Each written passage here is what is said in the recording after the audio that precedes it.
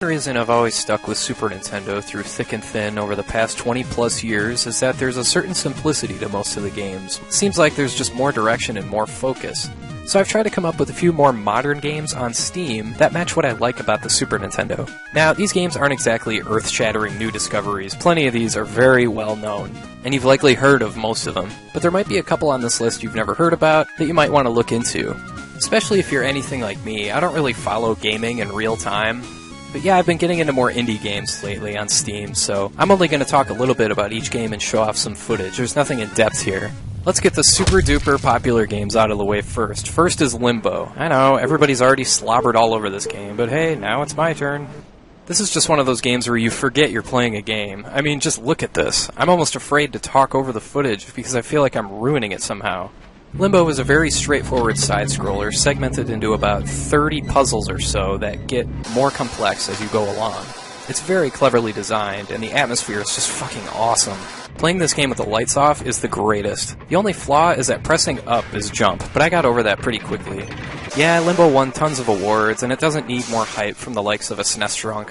But I wanted to bring some attention to it on this particular channel because the game is a bit of a throwback. It fits in really well with the Super Nintendo library, in my opinion. And not only is Limbo available on Steam, but it's on the PlayStation Network, Xbox Live Arcade, and OS X, and Linux, and PlayStation Vita, and like a million other platforms. This game is everywhere, for God's sake, so just go play it.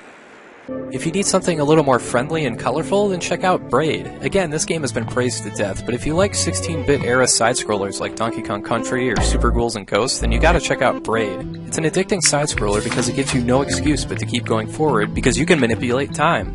That allows you to take a trial-and-error approach that's stress-free. If you screwed up, you can rewind and fix what you did. You don't have to play the whole damn level all over again. Anyway, you collect puzzle pieces to advance to the next level, and man, it is tough as hell at times. And hey, if you happen to be an English major, there's a super deep, profound, and vague story behind everything that people are still debating about today. I guess it's up to you, the player, to determine its meaning, so if you're into that, there's that too. Not to slag on the game for that, it's just not my thing. If you want more direct storytelling in your platformers, there's Teslagrad, a beautiful looking game that does a nice job streamlining gameplay and storytelling. There's no BS here, no dialogue even. In fact, I don't think there's a single word in the entire game. Everything is told visually. It's very creative. The gameplay uses the basic principles of electricity to solve puzzles. Charging objects with a positive or negative charge, sometimes even charging yourself to get places. This game is very thoughtful, and similar to Limbo in that way. Even at its most frustrating, there's always a solution and a way to keep going. You know it's there, it's just a matter of working through to find it. The game does involve a fair amount of backtracking, so it's kind of Metroidian, Metroid-like, whatever the word is. It's like Metroid. But again, this is another brilliantly imagined and very creative platformer. Another massively popular game is Cave Story. Yeah, really breaking new ground here. It's only one of the most popular games of the last few years. But hey, there's a chance if you subscribe to this channel because you love Super Nintendo stuff and retro gaming in general, but shy away from modern games, then I gotta point out Cave Story because it's freaking great. Now, if you want even more Metroid-type exploration and even more story, pretty heavy story no less, then this is your game. The gameplay is like a ginormous melting pot between like 15 different games. It's got leveling up like Blaster Master, it's got different weapons like Mega Man, the level design reminds me of Metroid sometimes, the story reminds me of Earthbound, the multiple endings of course reminds me of Chrono Trigger. Cave Story has been hyped to death for a reason, because it's really effing good. Switching gears a bit, there's Foul Play, a beat-em-up that demonstrates a thorough understanding of how effective beat-em-ups can be as games. Step 1 is to give an incentive to progress, despite the gameplay being repetitive button mashing. Foul Play does that by setting a stage, literally, for a lot of weirdness and unpredictable craziness. You want to keep playing just to see what happens next. Step 2 is to reward the repetitive button mashing with cool combos and stuff. Step 3 is to make it satisfying to kick someone's ass. You know I'm all about the kick-punch sound effect. Anyway, Foul Play is unique where it has a meter that measures your audience's enthusiasm for what you're doing. Lose the audience and you lose the game. Next there's Legend of Dungeon, where you explore 26 randomly generated levels filled with monsters. There's a lot of replay value here because everything really is randomly generated each time you play the game. Pretty cool. It reminds me of the ancient cave in Lufia 2. There's magic, there's swords, there's just about everything you'd expect from something titled Legend of Dungeon. Makes me think of one of the many medieval-themed beat-em-ups from Capcom on the Super Nintendo. Legend of Dungeon also has a local 4-player co-op, so if you're into that, that's an option for you as well.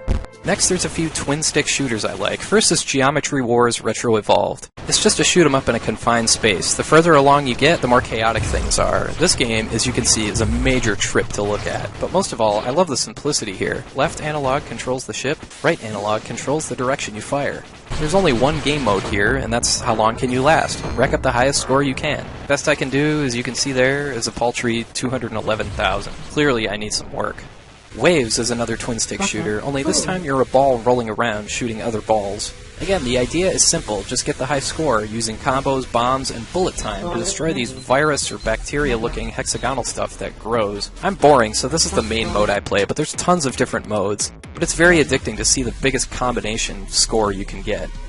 Assault Android Cactus has a little more personality, again a twin-stick shooter, but this one is kind of like an updated version of the Smash TV style gameplay, with tons of power-ups and weapons, and some variety in the level design. But yeah, shoot everything that moves pretty much. It's good fun, but you keep your battery charged, pick up all the stuff you can, or you're done. Now, if you're into weird shit, then there's Bad Hotel. I have no frickin' clue what the hell is happening. It's a basic tower defense game, but on crack, and LSD, and more LSD, and more crack.